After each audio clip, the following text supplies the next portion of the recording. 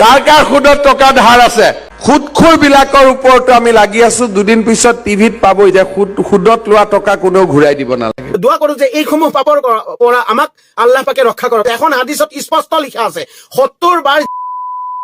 পাপ সুদ লোৱা বা দিয়া এনে সুদখোৰৰ কাৰণে আজি আমাৰ সমাজত বহু মানুহ কেতিয়াবা ডিপ্ৰেছনত ভুগে সৌখিদিনা এটা ভিডিঅ'ত দেখিলো এটা লৰাই 20 টকা ইণ্টাৰেষ্টত টকা লৈ কিবা এটা হেৰিত সোমাই দিছে এই সুদখোৰৰ কাৰণে সাধাৰণ মানুহ সমাজ ধ্বংসৰ পথলৈ গৈ আছে সুদখোৰসকলে টকাখিনি লৈ বহি খায় যিকেইটা সুদখোৰ আপোনালোকে নিজে জানে স্পষ্ট সেইসকলক আপোনালোকে ধৰা নিজৰ ইচ্ছামতে গৈ পুলিচক দি ইনফৰমেশ্যন কৰক সকলোকে অনুৰোধ কৰিছো আপোনালোকে আমাৰ পুলিচক সহায় কৰক এইটো আপোনাৰো দায়িত্ব সুদখোৰসকলক একদম জেললৈ পঠিয়াই দিয়ক যাতে সমাজখন সুৰক্ষিত হয় বিশেষকৈ আজিৰ দিনত আমাৰ মুছলিম সমাজৰ মানুহে বহুত এই লেনদেনত জড়িত আছে বহুত ক'বলগীয়া আছে বন্ধুসকল আমাৰ এটা সময়ত মানুহে আদান প্ৰদান লেনদেন ধাৰৰ লেনদেন সহজে এই লেনদেনটো উপায় কৰিছে কাৰণ আপোনাক যদি মই 30,000 টকা দিওঁ তে 30,000ত কিমান আহিব 3,000 টকা আহি যাব নেকি 10 টকা ইণ্টাৰেষ্টত গতিকে এতিয়া এইবোৰৰ কাৰণে মানুহে মানুহক ধাৰ নিদিয়া হৈছে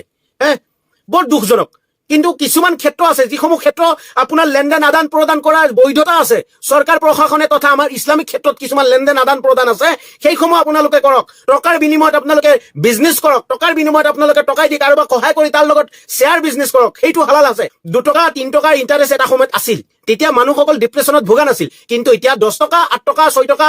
এনে ধৰণৰ শুনিছো কিন্তু সম্পূৰ্ণ হাৰাম আল্লাহ পাকে আমাক বচাওক আমি সকলোৱে দোয়া কৰো যে এইসমূহ পাপৰ পৰা আমাক আল্লাহ পাকে ৰক্ষা কৰক